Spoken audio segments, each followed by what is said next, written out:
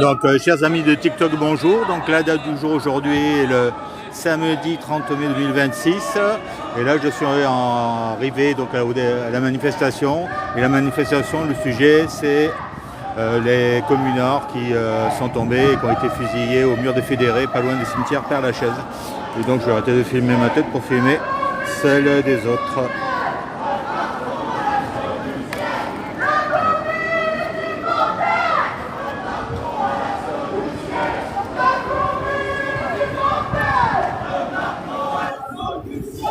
Ah tiens, les gilets jaunes.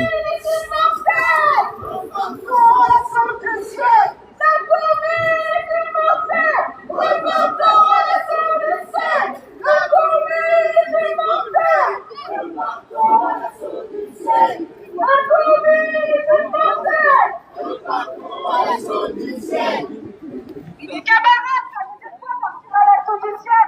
Ça veut dire qu'un jour, le soleil se lèvera et sur toute la terre entière, il n'y aura plus un seul président. C'est déjà la personne travailleur, la dictature du prolétariat, la vacuation du soutien. Le rendez-vous, et même si c'est quoi, elle est absolue. Et elle est toujours là, toujours sur la gueule, toujours sur la chaise, toujours Ah, il y a du monde aujourd'hui. Après, c'est quand même l'honneur des communards qui sont tombés. Ah tiens, je vois au loin Lucas de Paris. Il devrait y avoir Myriam qui m'a appelé à plusieurs reprises parce que je suis pas arrivé en avance.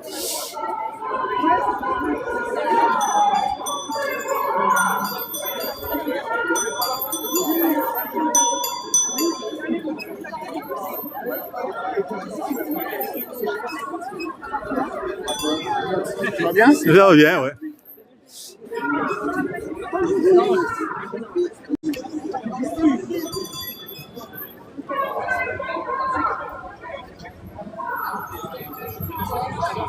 Alors, où est passée Myriam?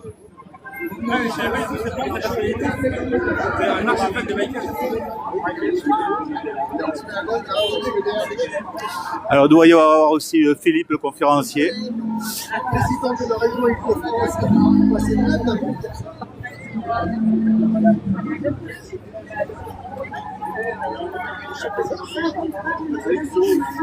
Je me mets à l'ombre.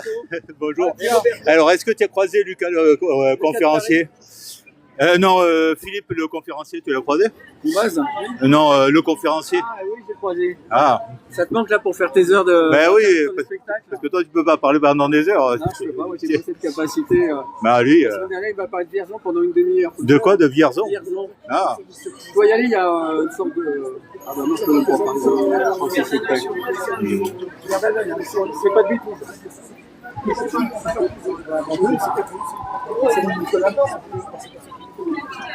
Je suis passé à Collante, là, le marché alternatif. À l'espace 104, là, c'est le cas ce soir. Ouais. J'ai vu les camarades, hein, comme Marc Esteven, qui a l'air d'être dans les organisateurs. D'autres camarades. Puis la semaine prochaine, il y a le café Nexus Ah, et à la salle au 14 rue Pâté, dans le 13e. Et le sujet évoqué, ce sera lequel? 14h, 18h. Alors, je crois qu'il y a une fête après, le soir. Ah. Mais moi, je vais animer un atelier pour, comme tous les premiers samedis du mois chez eux, sur la démocratie directe, la préparation des élections législatives. Ce qu'on n'a jamais connu, quoi. On va fournir aux candidats. D'ailleurs, c'est marrant, à Collante, là, j'ai, par hasard, je savais pas qu'il y avait ma candidate. Ah. Parce que je suis suppléant depuis 2022 et après 2024 de la même candidate. Et comme elle avait encore 40 000 bulletins de vote sous son liste, que je savais pas, on avait imprimé d'autres, bah, je vais être à nouveau sa suppléante dans un an. Sa suppléante? Tu vas être sa suppléante? Non, t'as raison, je vais être son suppléant. C'est vrai que oui. J'avais oublié que c'est de sexe masculin. Mais c'est vrai que tu t'es modernisé, là. Hein. Je reste sur le cap, sur le même gouvernail, si j'ose dire, dans cette métaphore osée. Tu changes pas de direction, tu ne te feras pas opérer, ça ne passera pas par toi, quoi. Non, que dans la nature. Ouais, donc tu es toujours XY alors. Hein. Donc, ce sera ma candidate. On ne sait pas où encore. Ça peut être en Ile-de-France où elle habite. Ça peut être À Bourges, voilà une sorte d'écolieu. Ça peut être français de l'étranger. Bon. Ah ouais, français de l'étranger. Ouais. Je suis suppléant parce qu'il faut faire la parité. Ah ouais, Entre non, mais ça, candidat, ouais. candidat. Par contre, on peut être 100% de suppléant mâle. On peut être 100% de mâle, c'est ça? D'ailleurs, pour suppléant, on peut être que des hommes. Ouais, ouais. Ça compte pas dans la. Ouais, parce que c'est vrai parité. que pour le CSE, il y a aussi une parité. Si t'es un... Ah ouais, tu as raison. Plutôt que de rester là. C'est la dernière journée de cagnard. Il va faire 32, 33. Ah ouais, ce soir, il va pleuvoir, a priori. Peut-être même plus, c'est qu'il y a 32 dans quelques temps. Voilà. Tiens, mon camarade. Bonjour. Attention, ça tourne. Hein. Ah ouais. Là, tu es en direct, là. Ça tourne à... Ouais, tiens, je voudrais donner un Ouais. peu de culture, un peu d'histoire. Aujourd'hui, on commémore la Commune. Il faut savoir une chose, il y a eu une période, cette période-là, qui était sombre. On a massacré des femmes, des enfants, des vieillards, des hommes en France. Mais pendant la même période, il y a eu un autre événement en Algérie où on a envoyé des personnes à l'autre bout du monde, en Nouvelle-Calédonie, mais aussi en Guyane. Dont un membre de ma famille qui a fini au bagne à la même période en Guyane. J'ai des descendants en Guyane. C'est pour ça, l'histoire de France, elle est extrêmement complexe. Il faut chaque fois là, quand on critique la France, il faut chaque fois la resituer dans des périodes historiques et dans le contexte. Et c'était pas Louise Michel qui était allé en Guyane? Je sais pas si... Ah, Nouvelle-Calédonie, c'était pas la Guyane. Voilà. Il aurait pu la croiser, quoi. Non, moi, il a été en Guyane. Oui, oui. Disons, s'il avait été envoyé en Nouvelle-Calédonie. Là-bas, c'est pas pareil. La Guyane, l'espérance de vie, elle était de 5 ans. Ceux qui ont résisté, c'était des surhommes. Et la Nouvelle-Calédonie, c'est l'espérance de vie? Ils étaient prisonniers, mais relativement libres. Ils avaient leur jardin, ils avaient le droit de circuler, ils n'avaient pas de travaux forcés, ils n'avaient pas d'obligations. C'est vrai qu'elle faisait de la botanique à l'époque. Voilà. Ouais, c'est vrai que c'était pas bien méchant, quoi. En Guyane, là-bas, c'était des travaux forcés. Voilà, c'était pour le clin d'œil du cours d'histoire. Ouais, ouais. Et il en est mort, ton ancêtre, ou pas, là-bas? Non, il a des descendants. Ah. J'en ai en Nouvelle-Calédonie, en Syrie. Alors eux, ceux de Syrie sont partis avec Napoléon. Il y en a même un, paraît-il, qui aurait fini ministre sous l'ère de Bachar el-Assad. Bon, ça c'est l'histoire de France. Hein. Et ministre de quel ministère? Je ne sais pas. Je ne sais pas. La France, elle a été beaucoup bousculée depuis des siècles. Et l'histoire actuelle, qu'est-ce que tu en penses alors? Elle tourne un mauvais cafard. Là, actuellement, la France, elle est dirigée. Il y a des personnes qui ont infiltré la France profonde, la haute fonction publique, les médias, la finance, etc. Qui, ce sont les héritiers de l'OS. Oui, ceux qui ne voulaient pas l'indépendance de l'Algérie. Exactement. Si on remonte un peu plus loin, ceux qui ont mis en place Pétain, qui ont soutenu Pétain. Moi, mon père, que Dieu ait son âme, avec ses amis, il a pris les armes. Avec le général de Gaulle et des milliers de Français, je parle des engagés, hein. Je ne parle pas de la première période où ils ont pris une débâcle, la deuxième période. Ils se sont engagés pour libérer la France, l'Europe, de la bête qui sévissait. Aujourd'hui, ces personnes-là ont pris le pouvoir en France et en Europe. Oui, c'est vrai. Alors, moi, je ressens ça comme une trahison. En tant que fils, comme toutes les autres personnes, on a tué Pétain, on a tué le nazisme. De Gaulle, il est mort. Moi, je me suis coltiné le père, la fille et la petite fille des Le Pen. et la nièce et les descendants. Et les gaullistes, ils sont morts. Ouais. Ceux qui ont défendu le pays, quoi. Non, mais et il y en a beaucoup qui se réclament gaullistes, qui vont dans les commémorations des hommes politiques et bien d'autres, ou même d'associations. C'est beaucoup de personnes qui n'ont aucune légitimité. Ils sont là pour la carte postale, pour s'approprier une histoire dont ils n'en ont même pas brin de lien. Ils n'ont rien, si ce n'est qu'ils ont été, pour beaucoup, ils ont été passifs. Il y en a très peu qui ont pris les armes, qui se sont engagés. Ça, il faut le savoir. Il y en a très peu. Et aujourd'hui, quand je vois ce qui se passe, quand je vois les noms, vous les connaissez, Benjamin Stora, il les a cités. Quand on voit, on veut réhabiliter ces gens, ils s'approprient l'histoire de France, on veut remettre Pétain au devant de la scène nationale. Non, c'est pas possible. C'est pas possible. Surtout qu'il a été arrêté pour trahison. Je vais plus loin.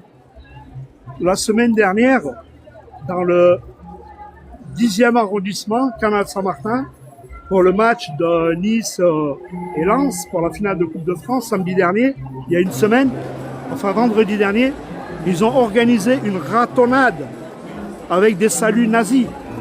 Ils sont partis de Nice, ils étaient près de 300, ils ont pris les transports à Nice, le TGV, arrivés à Paris, ils ont pris le métro, ils sont passés par les gares. J'y crois pas. Il faut savoir une chose, chaque club de foot en France, professionnel, où il y a des crépuscules, des groupes de supporters plus ou moins revendicatifs, ils sont suivis par les services de police, mais aussi par la DGSI. Ces gens-là ne traversent pas une agglomération sans que les services ne soient pas informés. Et passer à la barbe, au nez à la barbe de tout le monde, je suis désolé, je n'y crois pas. Forcément, il y a eu une complicité de l'État français. Obligatoirement. Ils ont quand même fait des saluts nazis, ils ont poignardé des blacks, des maghrébins, des mecs blancs, des homos, tout ce qui traînait, tout ce qui dérange, tout ce qui sort des codes, ils les ont lynchés et pas un média n'en a parlé, pas un syndicat, pas un parti politique. C'est grave ce qui se passe, c'est horrible. C'est vraiment des traîtres à la nation. C'est des traîtres, je dis bien, c'est des traîtres. Ils ont trahi toutes les personnes qui ont sacrifié leur vie pour la période que moi je suis affilié, où j'ai été touché directement. Depuis gamin, je faisais les commémorations des anciens combattants. J'ai été élevé avec des fils, les frères Graille, Théovial Massard, Lucien Nevire, bon lui il est un peu plus connu, Louis Perrichon, Denis Marcon, enfin lui c'est son petit-fils qui était à l'école avec moi. Eh ben on a les boules, on se sent trahi, Dans le 17e arrondissement, je l'ai en vidéo sur mon portable, un drapeau d'1,50 m sur 2 mètres, au 3e étage, il est resté 3 semaines. J'ai été à la mairie du 17e, au secrétariat du maire de M. Boulard pour lui dire ce qui se passait. Il n'en avait rien à foutre. Il est resté 3 semaines. Moi, j'ai peur. C'était quel drapeau? Suprémacistes blancs, ceux qui ont fait le carnage en Suède, Busduvik. Il y a des crépuscules en France comme cela. Les services de renseignement, ils sont parfaitement au courant. Il n'y a pas une semaine où il n'y a pas une interpellation. Et quand ils les interpellent, quand ils arrivent chez eux, c'est des véritables armureries. C'est des tarés, ces gens-là. Et moi, quand nos hommes politiques, quand je les vois aller dans les commémorations, ça me fout les boules de les voir. S'approprier une histoire certes, ils sont nés dans un pays, mais est-ce qu'ils étaient du bon côté? Je ne sais pas. Est-ce que leurs descendants ont été dans le camp adverse? Je ne sais pas. Est-ce qu'ils ont été victimes, je ne sais pas. Mais par contre, les personnes qui ont pris des engagements, eh ben, eux, ils doivent avoir les bouts. Il n'y en a plus beaucoup qui sont vivants. Mais nous, les enfants, les héritiers, on est toujours là pour la mémoire.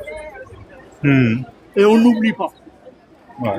Le massacre qu'il y a eu, les Tziganes, les Juifs, les communistes, les opposants politiques, les homosexuels, les handicapés, ils ont fait un carnage. Là, actuellement, en France, il n'y a pas une semaine où il n'y a pas un black, un maghrébin qui ne se fait pas maltraiter ou assassiner.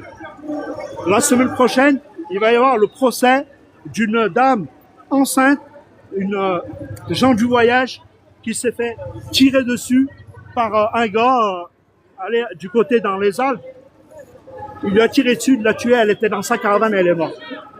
Pour le plaisir, pour le fun. Là, vers chez moi, dans mon ancien village, Espaly-Saint-Marcel, au Puy-en-Velay, un village que je connais bien, qui touche le Puy-en-Velay, eh ben, il y a un gars, 60 balais, il a tiré sur des petits blacks, des maghrébins. Il faut savoir, quand j'avais 17 ans, au Puy-en-Velay, il y a eu le même événement. Une copine à moi, on avait 17 ans, son père, d'origine turque, est mort. Il s'est fait tirer dessus. Il y avait eu, je crois, des histoires aussi au Puy-en-Velay. Je me rappelle il y a eu quelque chose il y a quelques années aussi au Puy-en-Velay. Ben, c'est cette affaire-là. C'est celle-là, ouais. Ils ont tué 2 personnes Ouais. à coup de fusil de chasse. Ouais.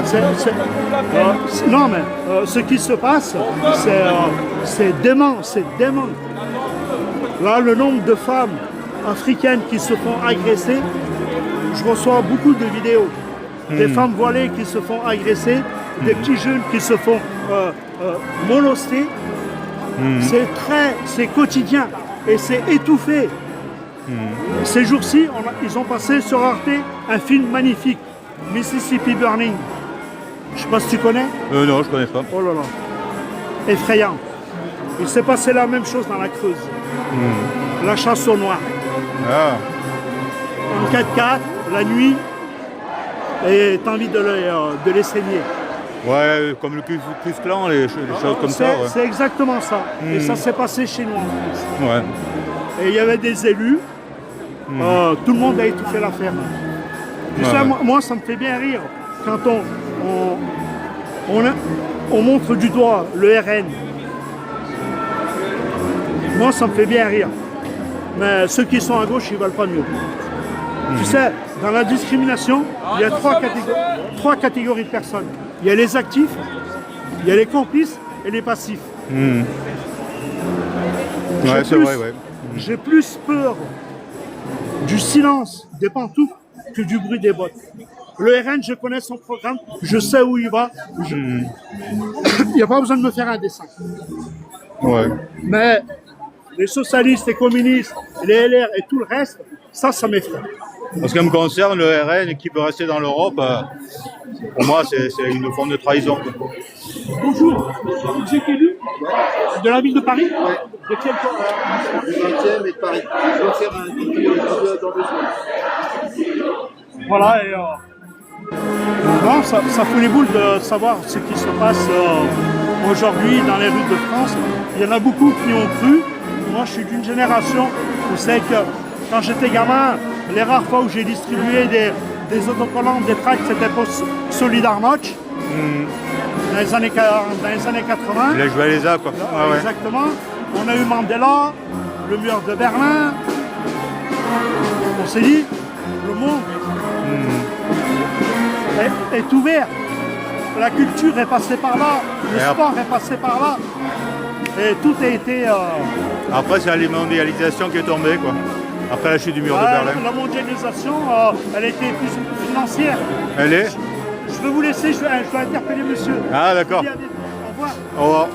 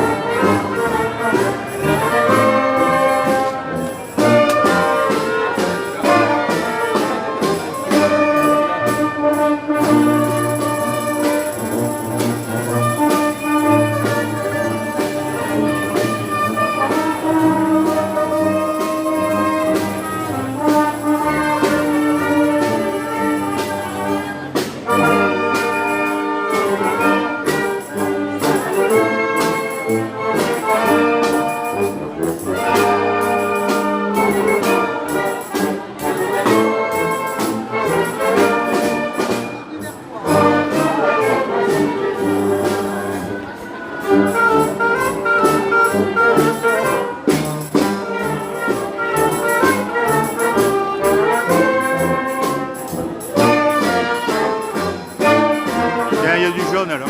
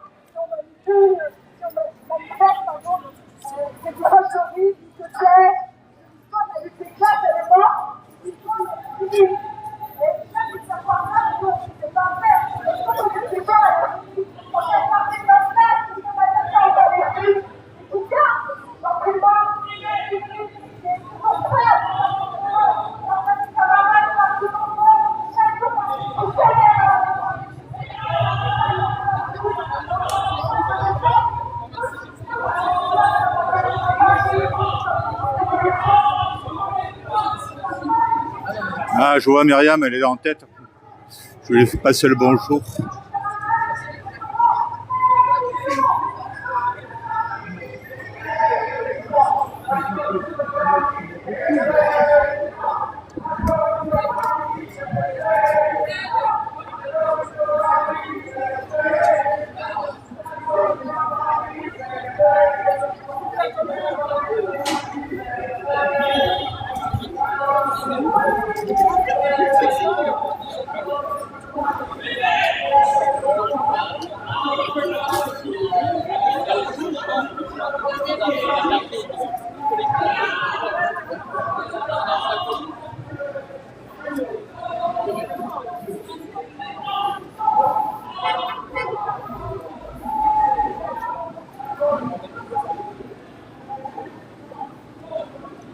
Alors bonjour Myriam, je te fais pas la bise parce que je transpire. Hein.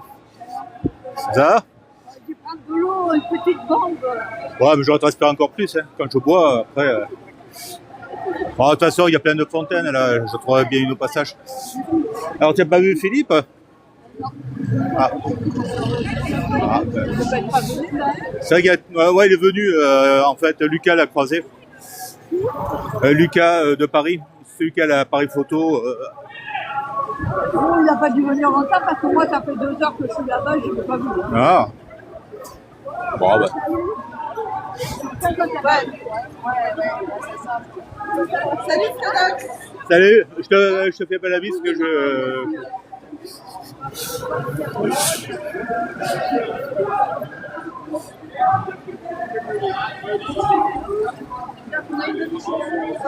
faut vous laisser passer, on en sort.